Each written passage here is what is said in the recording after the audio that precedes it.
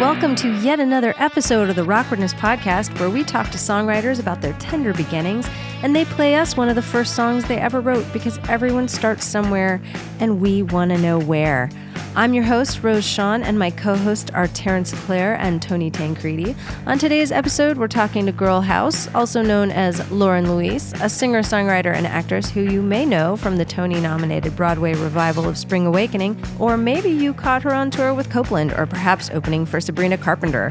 Maybe you're just into cool shit, I don't know, but she has performed at the Tony Awards and at the White House for Michelle Obama, and at the time of this recording, had just completed her first headlining tour. We talk about her early experience with loss, the life-changing role she learned sign language for, and trying not to make eye contact with Oprah. Stay tuned to hear her surprising favorite things about touring. Let's have a chat with Girlhouse. I feel like my fit represents what I look like every day, so this is good. Yeah. This is good. That's a Minnesota Gophers, huh? It is the Minnesota Gophers. Are you from Minnesota? No. You just love the Gophers? My high school was the Gresham Gophers, and then I just thought this was a wonderful crop. Like it was like seamed and done very well. And that's why I bought it. Pre-cropped, because I thought it was just done really well. Oh yeah, that's true. I see the hem there. Yeah. You can't get that on a self crop. You can't really get this unless you're very talented. Yeah. Dude, Shout out to that seamstress, huh? But Yeah. Or just people who can sew. Yeah. Yeah. I have tried. Me and sewing machines. I don't know. It's I have been shown how to use one so many times. Yeah. Uh-oh. And yet every time I'm like immediate just tangle. Oh, I've tried. I've sewn my finger. No. Yeah. What's that Christopher Walken thing where he's like, does your mother sew? Have her sew this. Does anyone know what I'm talking about? Is that Christopher Saturday Night Walken. Live? Somebody comment. It's from something. An old movie. Does your mother sew? No one knows? No. Oh, that's so funny. I don't, but we're gonna have to Google. We'll that look it later. up. Somebody in your community, though, is going to really appreciate that. Yeah. Yeah, there's someone laughing out there. Yeah. Thank you. Have her sew this. Somebody's sitting there in their car or living room shouting, "It's this movie!" Yeah.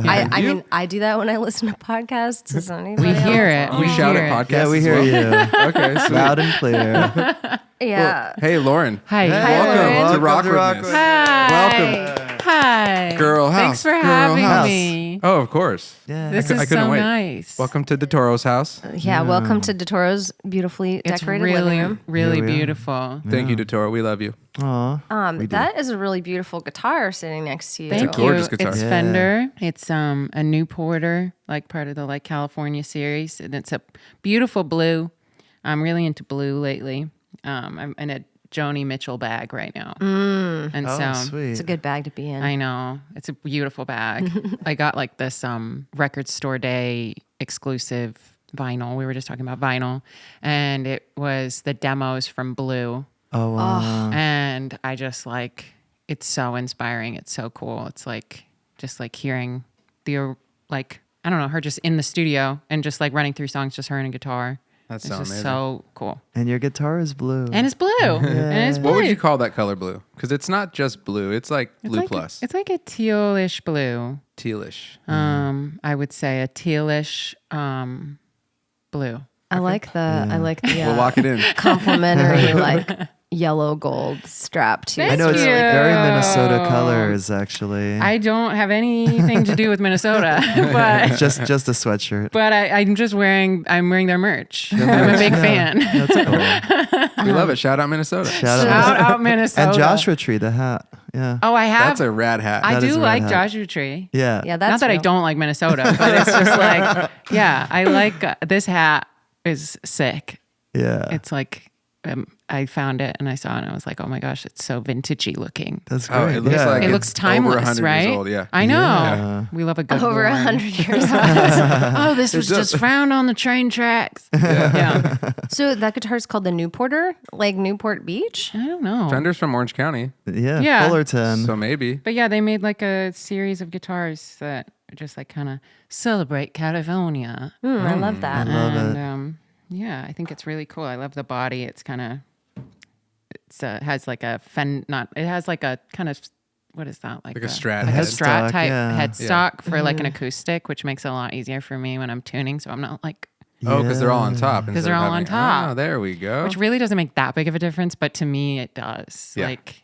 I mean, I think that stuff is really important because a guitar you like to play is a guitar that you'll play more. That's true. It's teeny and it's thin and it's light and it's small. Well, it's got like the electric style neck, which is nice. Yeah. Yeah, and I think anything that makes your stage performance easier too, because you're inevitably going to have to tune on stage at some point. I mean, I'm stressed constantly when I'm on stage, so if I can minimize any kind of changes, that's ideal. That's so crazy. You didn't look or seem stressed on that Copeland run that you opened I for. didn't? No, you guys came out and just slayed every night, and it seemed like you guys have been doing it for a long time. We haven't. Okay. So that's good. I'm glad it seemed like that.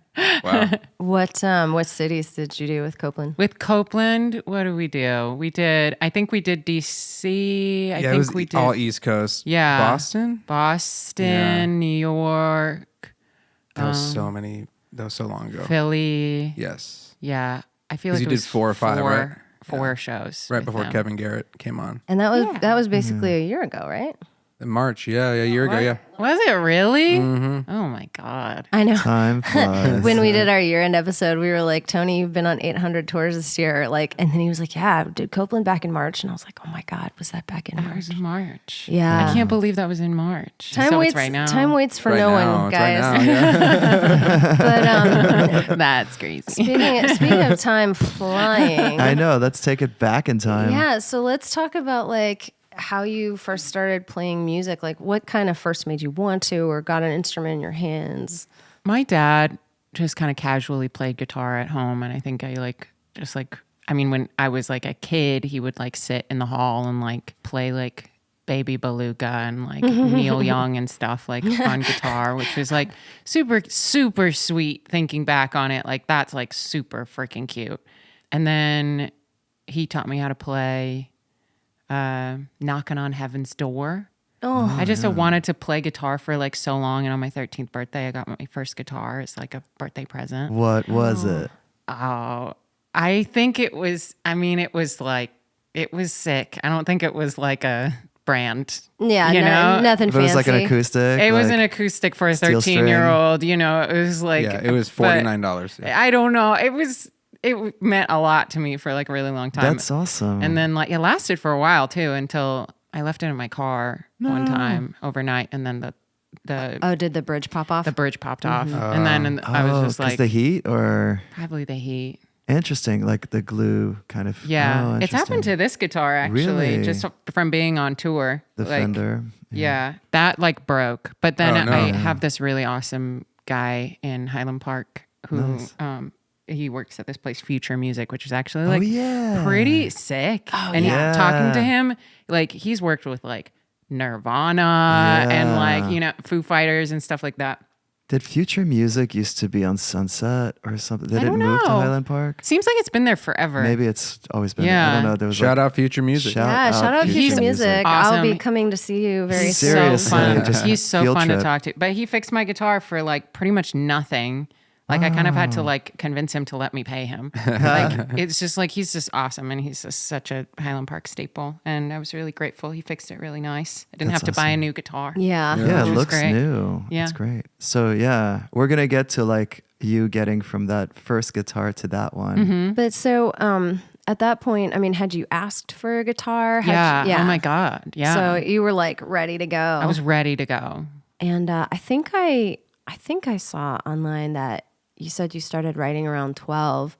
Mm-hmm. So had you just been kind of playing your dad's guitar and Yeah. Just tinkering around. We had a piano in the house too. And so, yeah, That's fun. Yeah. just always trying to write. What kind of music was he playing around the house? Kind of stuff. Like folk. Neil Young, Neil lots Young, of right. Johnny Cash. Yeah. He's still That's he cool. loves Johnny Cash. And so every time there is a party with a guitar, he picks up and says Ring of Fire. Yes. It's and he's really good at it, but it's just as his daughter, I'm just you're like, like, come oh, on. not this again.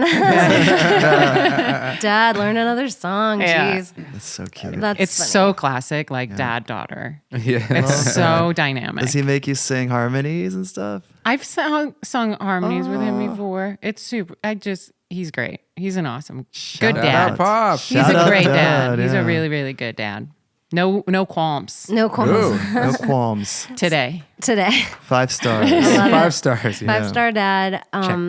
So were you at that point like kind of, were you performing at all or thinking about performing, or were you just sort of exploring the At that feeling? age, I mean, yeah, I wanted to be Avril Lavigne. Were you wearing the ties? No, but I had the bracelets. Yeah, I had sweet. the studded bracelets. Nice. And the watch that was also wrist sweatband. Yeah. I had that. That was sick. Yeah. But yeah, I tried making a band with my friend Celeste, who played viola. Sure. So obviously, Nothing says punk rock like a viola. That actually could have been really interesting. Yeah, I know, right? I mean, we made some pretty sick. Our band was called Tears of Mirth.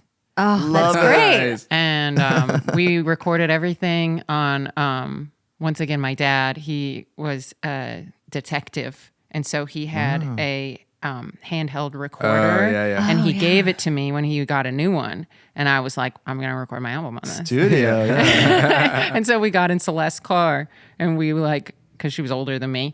And then we just recorded with the viola and the, like the Beatles. Yeah. Everything at the same time. Yeah. Yep. In the car. In the car. Oh, wow. Just like Oh the my Beatles. God. Just like the Beatles. They had a big car. Yeah.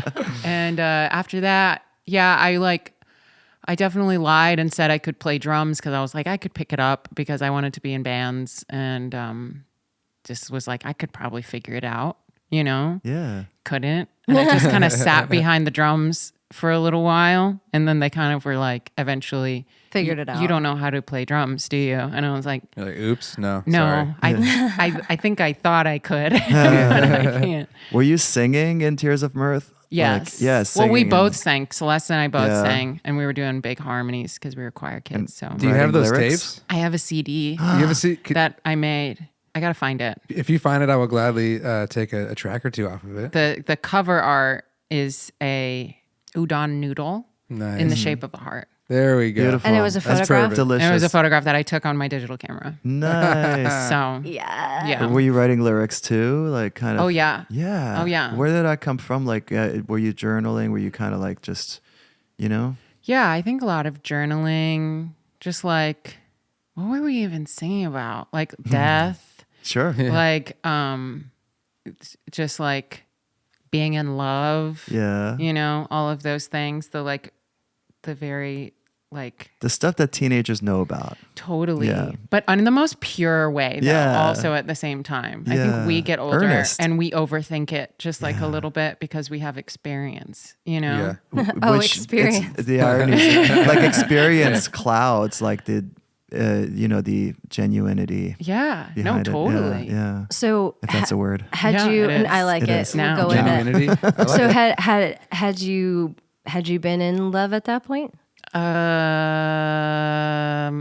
Thought so. Definitely was excited about somebody. And I guess in the most purest form, I guess of what we're talking about, that yeah, totally. So you were writing love songs about someone specific and an experience. Yeah. And and then just also helping each other, Celeste and I were just kind of helping each other kind of break that down. I guess that was my first session was with Celeste, which I never really thought about. Oh, wow. But yeah. Like writing session, like you bounce ideas Yeah, off we each bounce other? ideas off Nice. each other and we collaborate and talk about each other's experiences with heartbreak. And I don't know. I think I definitely had big feelings and have always wanted to explore big feelings with talking. I talk a lot. Shout out Celeste. Yeah, right. First writing partner. Yeah. So let's see. Did you ever did Tears of Mirth ever perform? Yeah, we did the Huckleberry Festival course, yeah. in Oregon. Ooh. Right. I think it's in Rhododendron, Oregon. It's on the road that you take on your way up to the mountain.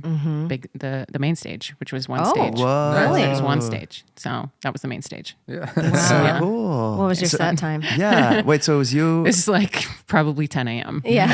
and it was you acoustic singing and her viola and singing. That's amazing. That's amazing. I can't wait I would to hear love it. to hear that. Yeah. I'll find it and I'll send it to you. Please, thank It you. sounds really bad. But Well, yeah. I mean, I There's no recorded way. on a dictaphone in the car, Yeah. but I also had a dictaphone somewhere around that age, and it was like I didn't even know there were other a options. dictaphone is the thing that I'm talking about. Yeah. Where you just The mini tapes. I had one of those too. the little tapes. Yeah, I love those little tapes. I think I Okay. still got some little tapes floating around somewhere, but I nowhere to didn't play know them. that's what it was called, and that Me sounds neither. a 'Cause it's- lot more like Because it's cool. meant to take A dictation. dictaphone. Okay. Dictations, a dictaphone. Okay. It sounds like we're saying Yeah. something bad though. Dictaphone. A dictaphone. I mean, who hasn't? Who has a dictaphone? Oh gosh. But it is funny because, I think you often just don't realize that there's another option. Like, I mean, I don't know that I was even aware that like a 4-track was a thing, and we didn't have GarageBand yet, so it was just like, sweet, this is Yeah. like a way to Yeah. preserve an idea. So that's pretty special. Yeah. I remember Celeste got a laptop and I'm so jealous because she had a MacBook GarageBand. with GarageBand. Oh my and I was like, and so I like watched her produce and I was just like, this is is the recording. future. This is Yeah. this is it. Like, Well, did that up the game for Tears of Mirth? we never went that far. Really? She went to college, Oh, fair. she got busy. Yeah. you Okay. know. I see how it is. Yeah. I'm gonna go to college. Do you guys still talk? I wish. I don't even know if I can find her. Oh wow, really? I need to find her. Celeste is sick. She's always been sick. Yeah. And so, yeah, I need to find her. And All right, let's put it out to our community. Celeste, please. Find Celeste, somebody. Yeah. Her name was Celeste Godin, I think. Godin? Godin, but I don't know if she's married and changed her name now. Oh yeah. Oh, that's the hard part. I know. There's some sleuths out If there. you that know can find anyone it. named Yeah. Celeste, Watch. ask them about Tears of Mirth. Yeah. See if they anyone light you know up. named Celeste, Yeah. just say Tears Who's of from Mirth. Oregon. Who's Yeah. from Oregon. Yeah. Watch, she's gonna end up being in like some really cool buzzy indie band. She's Phineas. Yeah. So then Celeste went to college. Yeah.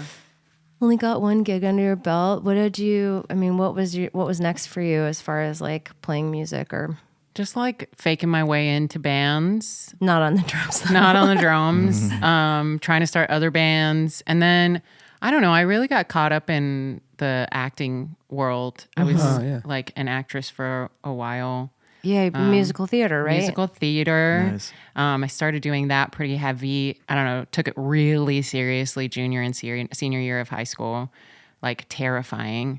And then after high school, I kind of just went full in on lessons and shows and plays and musicals and stuff like What that were some shows you liked? that I like being in. Yeah. I mean, the one that really changed my life was I did the revival of Spring Awakening on Broadway. Yeah. I read about And that. that was sick.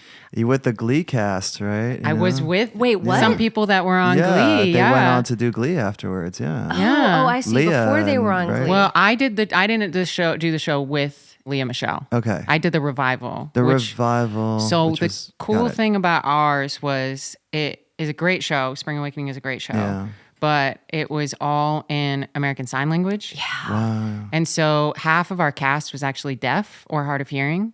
And also, first woman in a wheelchair was in our show, Allie Stoker, who was in Glee. Oh yeah. And she won a Tony for Best Actress in a revival the next year for Oklahoma when she played Ado Annie. Oh wow. And I mean, it was just like I was like introduced to a culture that I just knew about, but like didn't really have any insight on. And I got to learn a language and make friends with like people that I couldn't even communicate with Right. before. And yeah, just like, I don't know, it was kind of like a culture shock. It changed my life for Well, sure. right, But that's 'cause- what art does, you Because know? you didn't know how to sign before. I didn't know how to sign. That's incredible. Yeah. What was your role? Because I read a bunch of stuff online about that show, but were you signing on stage, or you, and also singing? Yeah. And then were the folks who were deaf singing as well? No, they were signing. So there were a few roles where a character that was being played by a deaf person would be kind of voiced, like, and then they would be with a guitar kind of singing off stage or like around them. And then there were other characters like mine where we kind of split the role into like I was one role, but it was my twin sister.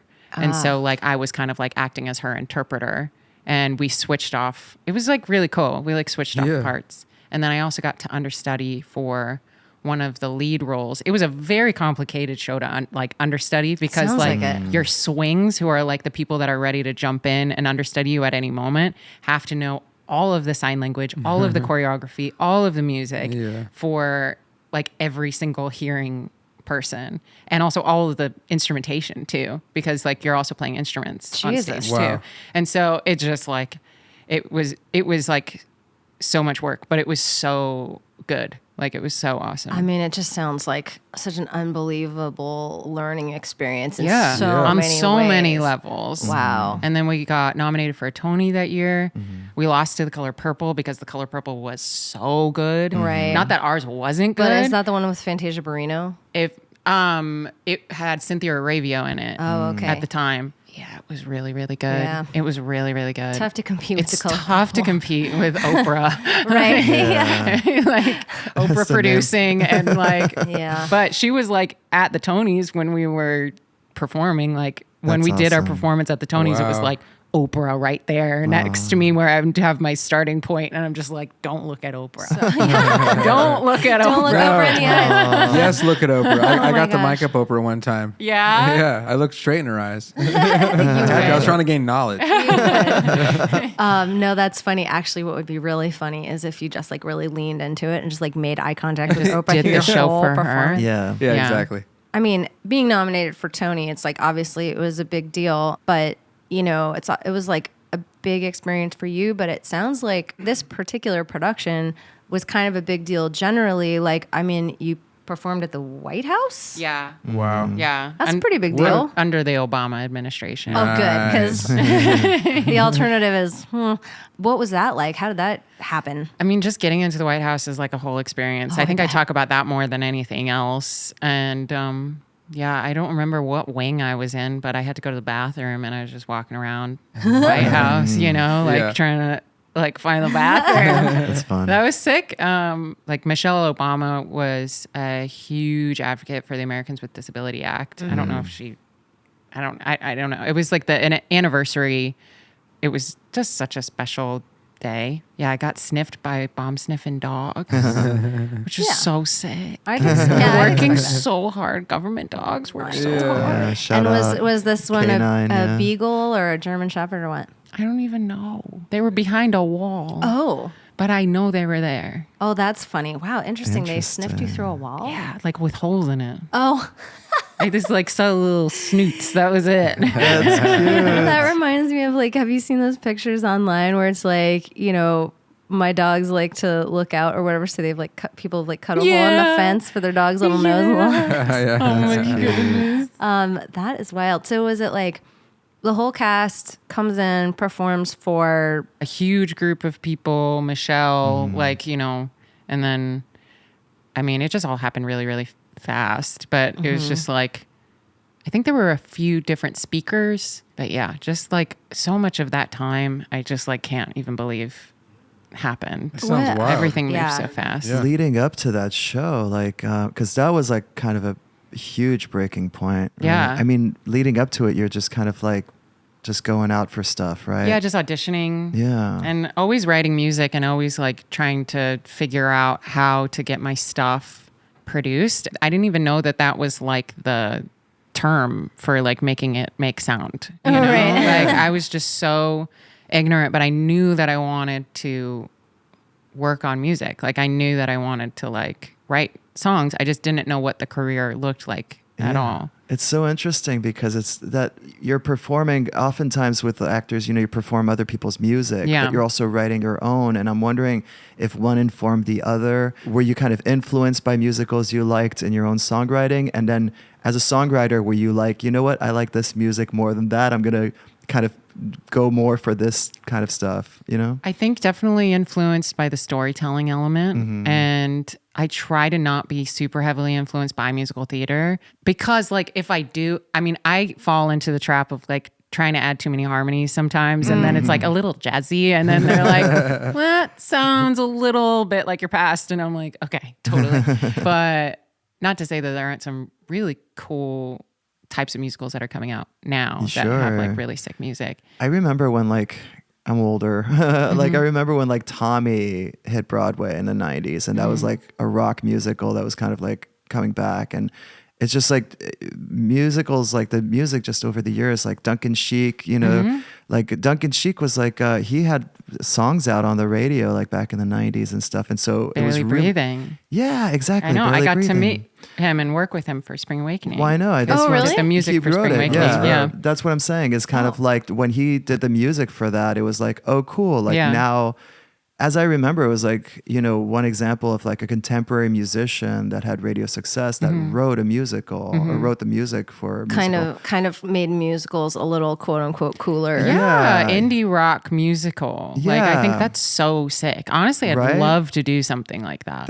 I think I'm glad you're saying that because that's sort of what I'm trying to drive at right now. Yeah, because I've like tried to be a part of some indie rock musicals, but I think it's like sometimes tough because the story isn't there. Sure. And I think what Spring Awakening did really well is that the music was there and the story was there. It was a great team effort. Yeah, it was a really great team effort. So I think that I would just need to pair with somebody that's like good, like a playwright, at stories and just collaboration. Like I would love to collaborate on like a story or something. Spring Awakening was what year-ish? Like 2000? 2015? Oh, okay. I think Cool. 2016. God, that's so much longer ago than it sounds like. Right? No, because so much has happened. Yeah. I mean, that probably raised your profile a fair amount as an actress. I mean, definitely gave me the confidence that I needed to like kind of like step into. Once that show was over, I mean, I couldn't live in New York without having a job. And so I wanted to come back to LA. And I missed LA.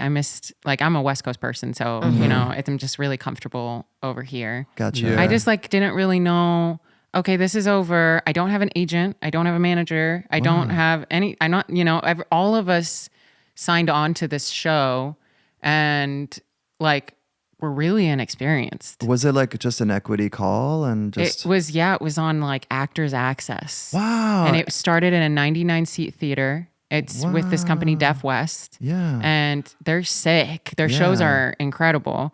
And that was in like the 99 seat theater was in Skid Row. Like it was right next to like the LA Mission. Oh my God. Wait, so it was out here? It was out here. And then it got picked up by the Wallace Annenberg Theater. Wow. And that was sick. And Cody Lassen, I think, was the producer for that. And then it got signed on by Davenport. I can't remember his first name.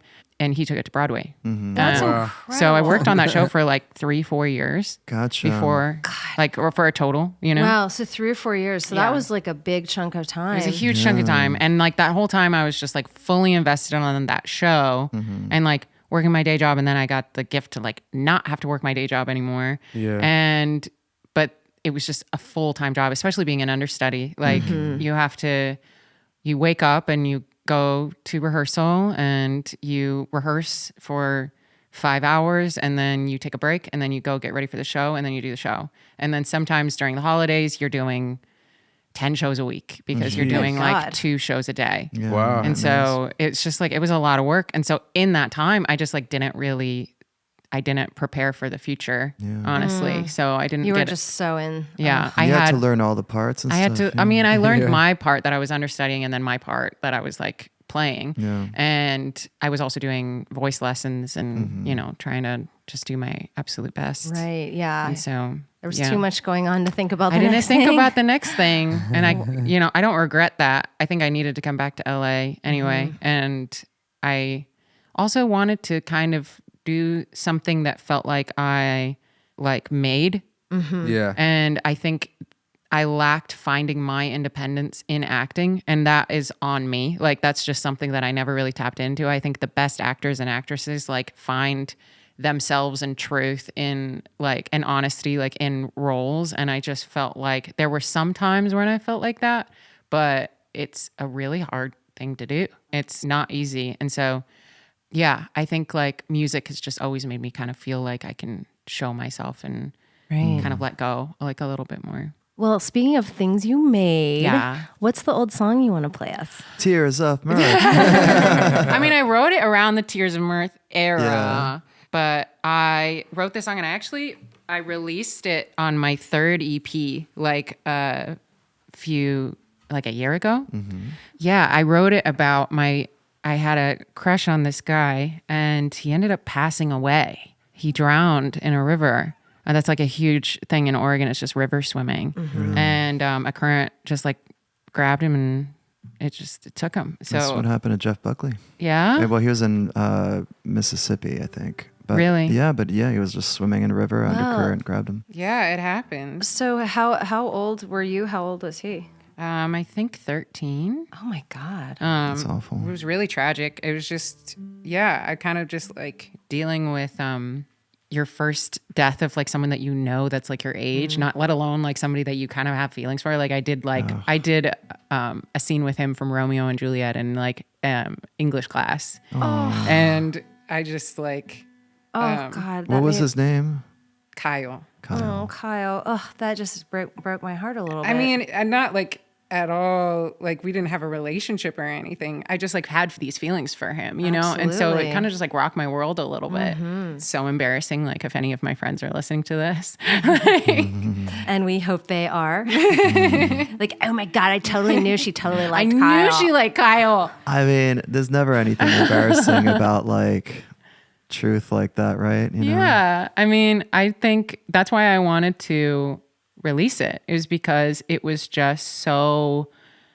such an important time in my childhood to go through that. Well, I mean, it's very intense. Even if it's somebody you like didn't even really know, it's like, oh my God, somebody my age could die. I'm not invincible. Yeah. Like that's crazy. Like anything could happen. And so, I start just getting really introspective about life and death. And that kind of turned into my entire life. It's just kind of thinking about that. It became my entire personality. It became my entire personality is reminding people that we're all going to die one day. Same, honestly. It just happened to me later. Memento Morti. Yeah. Okay, this song is called Atlantis is a Movie.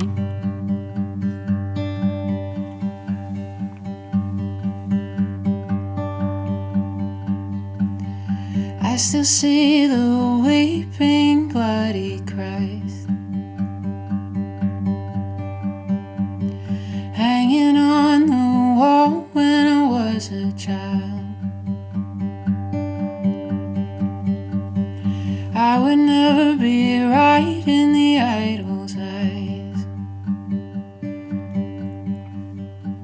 but good Lord, you know how hard I tried.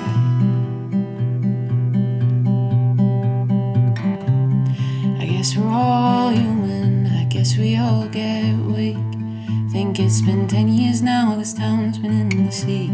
If it's all in my mind, I should be moving on in time, or until I find something to believe.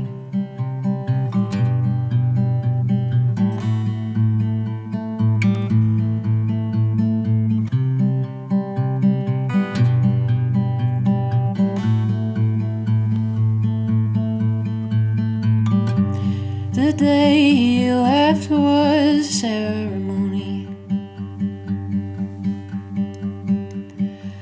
We all held hands in the football field.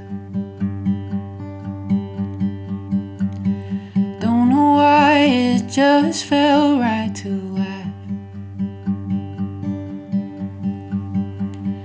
Baby, help me believe that none of this was real. I guess we're all human, I guess we all get weak. Think it's been 10 years now, this town's been in the sea. If it's all in my mind, I should be moving on in time, or until I find something to believe. Sometimes in the middle of it, I wake up and stay up until I can get it.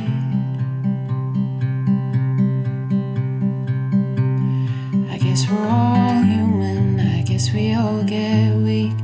Think it's been 10 years now, this town's been in the sea. If it's all in my mind, I should be moving on in until I find something to believe. I think it's been 10 years now, this town's been in the sea.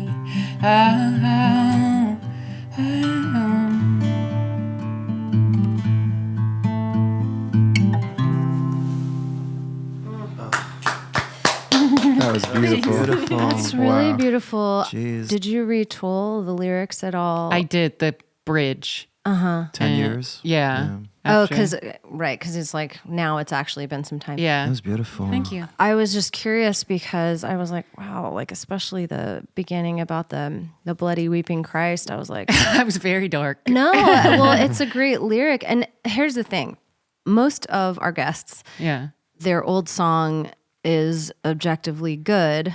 And, but there's just often some humor around the context because they're like writing about something they don't know anything about. Yeah. But in this case, I mean, you were a very young person that actually experienced something that was like a real tragedy. Yeah. And were actually confronted with something very, very dark. And you weren't just sort of like imagining or like listening to Good Charlotte or something, you know. I mean, I was listening. Well, Who wasn't? but no We all shade were. on Good Charlotte. But you know what I mean? It's not just like, oh, the artists I like write about dark things. It's like you actually experienced it. And that's kind of an interesting change from sort of what the norm is on this show. Cause usually it's like a little bit funny. Cause Oh, it's sorry. like, no, it's great. that was beautiful. That It's was great. But it's like, kids go through intense shit sometimes. They really do. Yeah. And I think that's like another reason why I felt like it was important. A lot of my fan base is really young. And so I think it's just really important that those feelings are validated and like heard.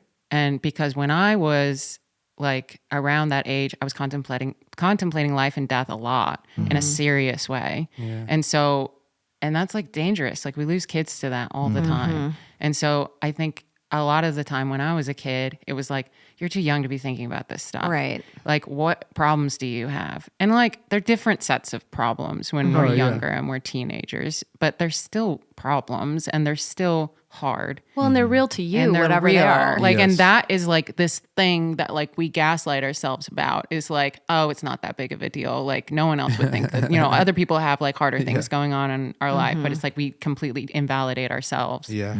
And so, but we're trained to do that from a very young age. Well, because often when you are very young, Yeah. you are invalidated because, again, like whatever it is, it's real to you in Yeah. the moment. And, there's grown-ups in your life that are often just being like, you're being so dramatic. Yeah. Or like, or it's just hormones, or it's just, you're just being a teenager. Right. And it's like, which is true, but that's also really hard. well, right. Maybe it is Like- just hormones. More confusing. That's really confusing Yeah. and that's like kind of traumatizing to go through, Yeah, Like, maybe it is just hormones, but that doesn't mean I don't feel bad. that doesn't mean that doesn't suck, Like, yeah, I love your lyric about like, I don't know why it felt right to laugh. Yeah. It reminded me that this is not real or Yeah. something. And it's just like, I love that honesty there because it's something that you don't really experience until you've experienced loss. Cause death is very dramatized for those who haven't experienced it or Yeah. something, you know what I mean? But Yeah. then once you experience it, you're kind of like, wow, this is so fucking surreal. it's hollow. It's hollow and surreal. And what am I supposed to even feel right now? Yeah. And I think I felt so ashamed of laughing Right. Which is for something. so long. I feel like stuff like that is when they say Yeah. death is for the living. It's kind of like, oh, the living have all these rules about how to be around death and handle Yeah. death. It's like, what the fuck do we know? Yeah. You know what I mean? Also, that person is not around to care what you did or didn't do at their memorial service. Yeah. And speaking of, I just want to give a quick, look, my mom's worked as a medium and stuff, but like there was some spooky stuff happening with the laptop that like Tony's laptop never Really? messes up and stuff. And I can't help but feel like that's Kyle kind of maybe saying hi or Aw. something. Saying hello. That's cute. Yeah, right? Has anyone ever cried on your podcast? Yes.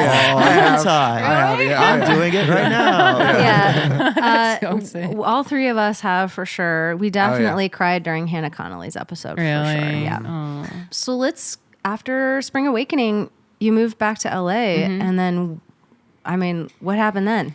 I was nannying for a while. And then I was after my jobs, I would go down to Orange County and I started working with my friend Tyler. He and our friend Zach, we were working on like an indie folk pop project, and that was for... Was that Wild? Yeah. Okay. Very syncy. So kind of just like making music like that was positive and like it was... Sync ready. Sync ready. Yeah. But I don't know. I just like... I didn't really know anything about that world at the time. And Did so, you get any syncs? Yeah. Nice. Oh, yeah. Yeah. Yeah. I like... Yeah. Sunk it up. It's like my favorite. It's my job now. I still do it, and it's the best job ever. Like it's the best job in the world. I think it's like so fun. You get to make music. You get paid. You get like a little puzzle to like make something specific, or just like it's just songwriting. It's just songwriting, and I get to kind of tap into like my baddie self. I get to tap into my positive, inspirational self. It's fun.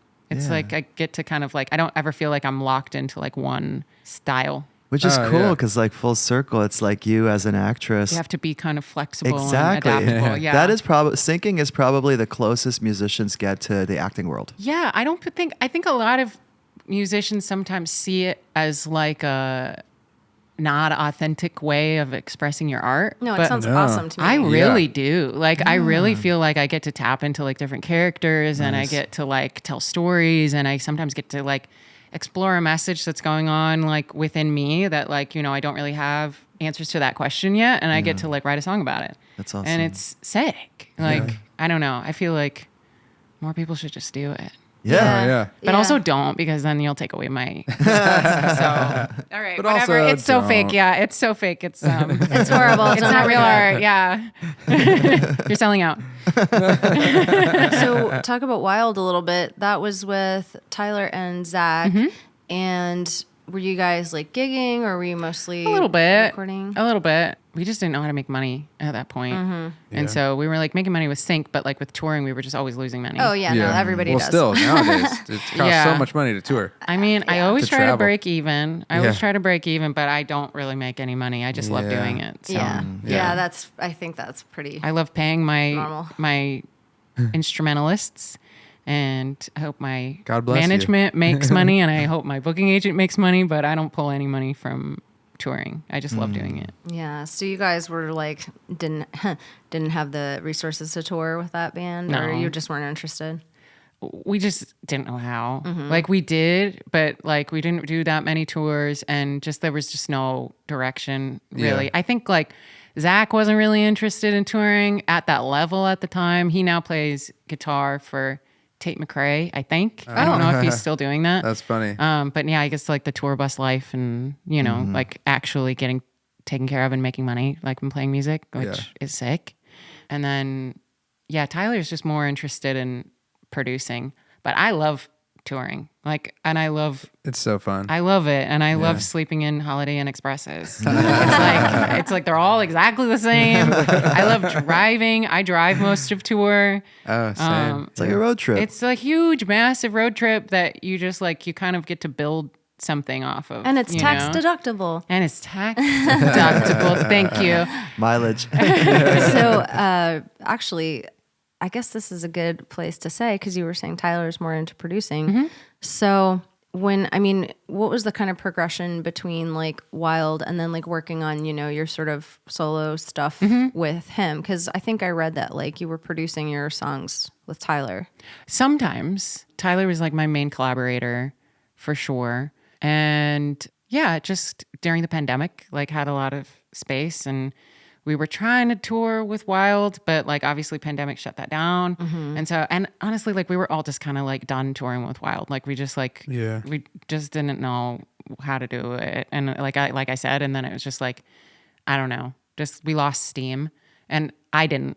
And so I wanted to start just what I was saying, like after New York, you know, it's just like I wanted to, even though I was working with Wild, it still wasn't my story. Right. It was like shared, like, you know, pronouns, you know, it was just like, it wasn't like, it wasn't anything about specifically me. It was just like, it could also be about Zach. It could also be about your mom. It could also be, you know, it's just like, it had to be really, really vague.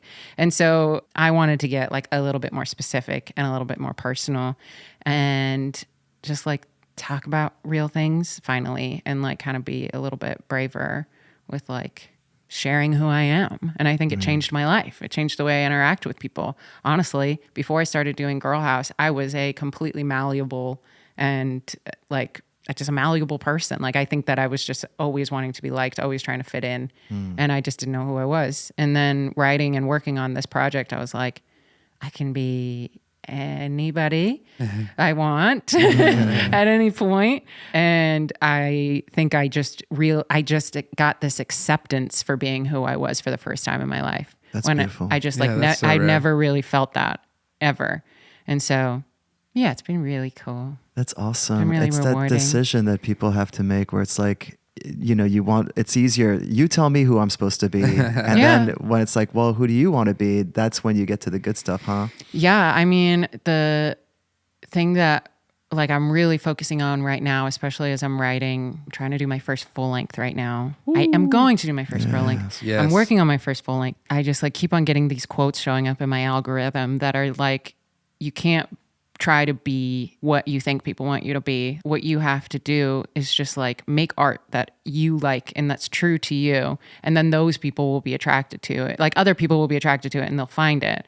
I'm not doing like a pop thing. Like I don't really need to like worry about doing something that's like for the masses. But I think if I tell my story and I'm true with my story, somebody's going to feel represented. It'll connect. Someone is going to feel like seen and heard, and that's why I want to do it. Absolutely. Like I just want people to not feel alone. That's beautiful. That's the whole point. Rick Rubin had this like thing, his book that came Creative out. Act. Right. Yeah. Doesn't he talk about like writing songs as like a journal entry, right? Yeah. And then so it's like, so you can never get that wrong because it's just a journal entry. Right. And it's like, he doesn't think about the audience. He thinks about like what he's going to say. Right. And that's so right on. So yeah, I do you it and Rick. for me now. Yeah. I think I probably learned that from Rick. There you go. Thanks, Rick. Shout out. Yeah, I definitely didn't come up with that myself. I definitely have just been like, I think you did.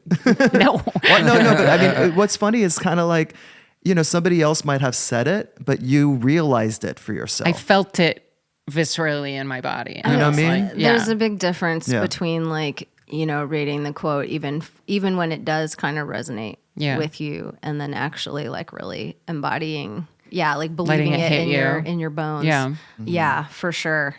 I mean, I think that's really exciting that you got there. Do you feel like the pandemic was sort of almost like the catalyst or the thing that allowed you to like really dive in? Definitely. Yeah. Because that was the dawn of Girlhouse, right? Yeah. Like 2020? Yeah. That's what I was hoping I would do during the pandemic, but that is not what happened. I mean, I did a lot of puzzles, drank a lot of wine. Yeah. Played a lot of Animal Crossing. And then after that, I like started putting my songs out. Do you do a lot of your own engineering? Like how much? Not at all. Oh, yeah. I'm trying to like get a lot more independent with it now. But yeah, Smart. I'm trying to learn. I've been producing a little bit. Nice. I just am shit. I'm sorry. I'm just really bad at recording vocals and mixing vocals. I'm really, really bad at it. It's tough. It's really hard to make it sound good, Yeah. but I want to. Well, the vocals in your recordings sound great. Thanks, I They did do. nothing to do with that. Thank you. Besides the singing part. Oh, thank you. So, do you have something newish that you'd like to play us? To play? Surprise. Or, I mean, if you want us to cut in a new release when we release the episode, we could do that too. I'll definitely send you guys some stuff if you play like a little bit of it, like a little Snippy. snippet. I have a song that's close. I have a call on Friday to discuss a new, to like work out some deal Nice. points with like a new producer. That's cool. Oh, cool. I'm so excited about. Yeah. That's cool. Yeah, but he's in Minneapolis, so it's going to be like a whole thing. But I hope to have some songs. more. Minnesota again. Yeah. Look at that. It's meant to be. You should is go meant to for be. it. Yeah, go Oh, for it. Thanks, Dad. Yeah. If Put in a anything pi- else. Yeah. We'll put in a picture. She's wearing a Gophers shirt Yeah. for those who can't see. So, well, that's cool. So, do you have any sort of like timetable in mind for your next release? I'm not putting a timetable. Thank you for asking, because it's like such a huge thing for me right now. I'm not putting any time on it Full at length all. is a I think lot. that's great. And I just, the first four EPs that I put out just felt so rushed. Like, and I'm proud that I did it, but it's just, it got so all over the place, like sonically. And so this time around, not that I don't like it, it's just like, I don't know if it fully represents what I want to sound like or what I want to say. Yeah. And so the album feels like a big first in a lot of ways. And it just like have grown my spine and like actually have a vision. And I just have this cohesive story that I've been working on and I'm just really excited about it. And the producer that I really want to work with, and I hope that we can make it work, has such a sick sound, and it's exactly what I'm looking for. That is very, very exciting. I'm so And excited. I love so but it's rad. going to take however long it takes. No, and it should take your time. Yeah. First full length, yeah. And I like that you're putting it out after putting out 4 EPs because I feel like now that's when people want a full length. Yeah. You know, Like- because I don't think full lengths are for new bands anymore. No. You know, it's No. like not with the single breast people. tried- Now I think that no. you have a fan base that's like looking forward to this. Building it, and Yeah. like I just did my first headline, and like I was just gonna say got to, like, congratulations. thank you. We sold out New York Yes. at the Mercury, Oh, I Yeah, love that nice. place. which was so sick. I've never Yeah. sold out anything like Serious? on my own. Wow. Never. That's so amazing. And or like with a band, I've never sold out anything, and That's so cool. that was so cool. Yeah. I got to meet a bunch of cool people and see a lot of people again, like people I saw on the Copeland. A lot of people from the Copeland tour came out again. Nice. Cool. A lot of people that went to Sabrina Carpenter, Yokelore, Rex. Like it felt like a celebration. It was so just cool. so awesome. Congrats. awesome. It was Yeah, so congrats. fun. Thank you. But yeah, I do feel like there is like people that support Girl House and like encourage me to make more Yeah, stuff. Well, excited hopefully you'll for, have a million more supporters after this. Yeah. Manifesting. Yes. Manifesting. And like it's funny we were talking about full length albums, just how like there's a whole art to it, and like you as such a storyteller, like excited to see like the whole, you know, That's right. it could be the beginning of the next musical or something. Yeah. Maybe. Before we got on mic, we were talking about how much we love to listen to an album all the way through. Yeah.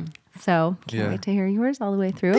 Thanks. No rush though. Thank No you. I don't timetable. feel any rush from you. I feel like this was a good question. I need to remind myself of all that all the time, so that way, because I just want to rush myself all the time, and I just want to Well, like get it out. I also think like That's you the get culture. excited about something you're creating and you are like, Oh, yeah, I you just want to wanna share it. this. Yeah. Yeah. But you know, I think it is important to like take the time it takes to make it feel like your fully realized vision, or to make it feel finished to you. Yeah. And I mean, sometimes you can get trapped in a little bit of like the perfectionist Totally. thing, but I've just been doing the opposite of that for years now. I just think most artists don't end up getting the opportunity to really like thoughtfully finish a thing Yeah. because they're limited by, you know, time or resources Money, or yeah. whatever. Right.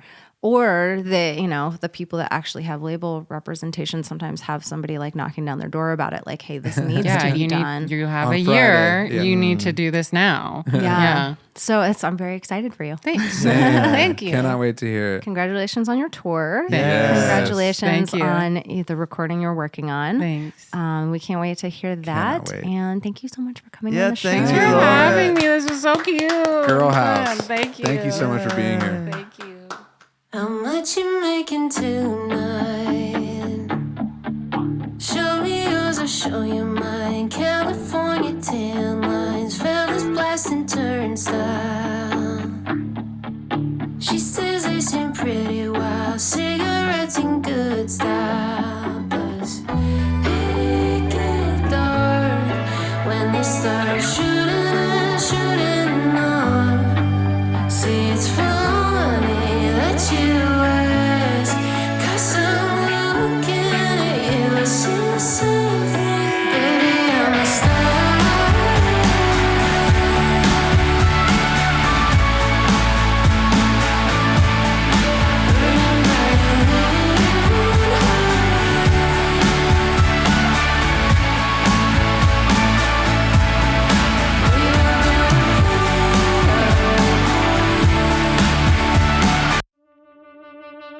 You heard it here, y'all. That was Baby I'm a Star. A little sneak peek for ya. That first full length is coming, but it cannot be rushed. We gotta be patient, so please, in the meantime, check out Girl House's catalog on Spotify and follow her on social media for all the album updates. You can follow us as well, and we will put all the links in our show notes. We would just be so tickled if you subscribed to, rated, and reviewed our podcast on the platform where you listen. We gotta show that algorithm that we mean business. It's business time. Well, anyway, enough out of me. See you next week for another Nashville episode with the homies. Okie dokie.